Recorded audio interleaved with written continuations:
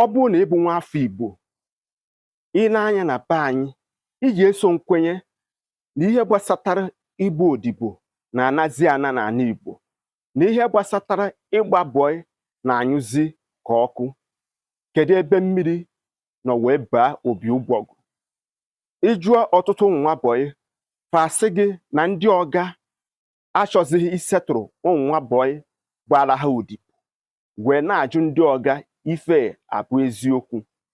Iji wee kọwa okwu a ka o ji esi wee doo anya, ndị Igbo abụrụgo ndị nọ na mbụ wee mee ihe a na-akpọ nka na ụzụ, sayensị and teknọlọji.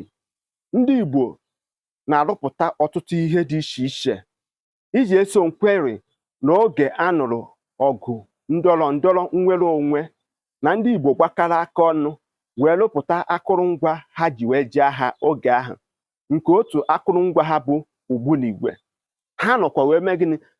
Chichapụta mmanụ ụgbọ petrol nke ha ji wee nya ụgbọala na ụgbọelu. Oge agha bere, ndị Igbo wee na-anya ha fụ na ihe siri ike, ha bido mee gịnị? Gaghara na mpaghara region dị iche iche. Ọ bụ na onye ga-nọzite o jee kpọrọ nwanne ya. O dị a ka ndị Igbo si wee mee gị nyerịta onwe ha aka bụrụ ihe ha bụ tata. Ọnya bụ na irue n'ụwa niile ịbata n'ala anyị na ihe eji wee mara ndị Igbo bụ ịzụ afịa. Ha na-anya n'ọnọdụ ahụ wee zụpụta a lot of millionaires and billionaires, a lot of business empires. Tata ịbụ odibo ga-adị ka anya bụ ihe a na-anazi anya na be anyị. Maka gịnị? Some attitude ndị ọga maọbụ ụmụ nwa bọị na-eme gị na-epefọm.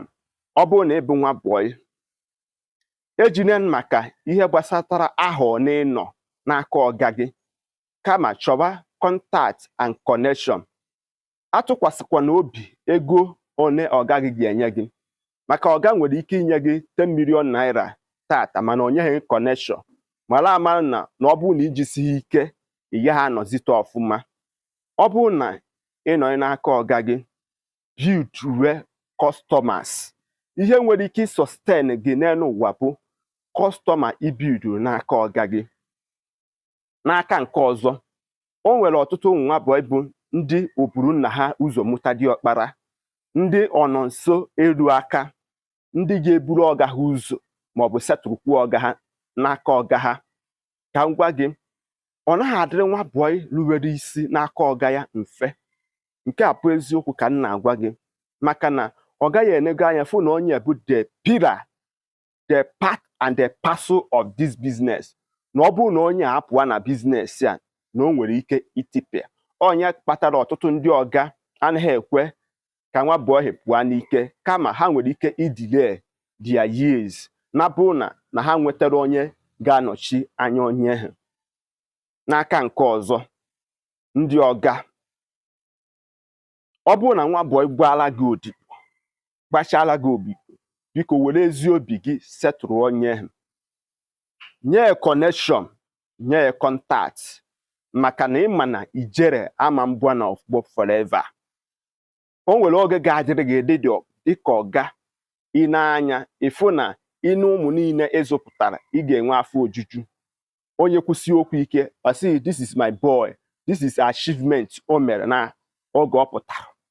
Ọ na-adị mma ka ọga nye ụmụ nwa bọị ya ngọzi pụrụ iche.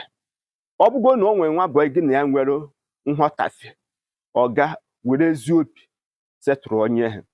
Maka na ndị Igbo, ihe eji wee mara ndị Igbo n'ụwa niile bụ gidigidi bụ ukwu eze.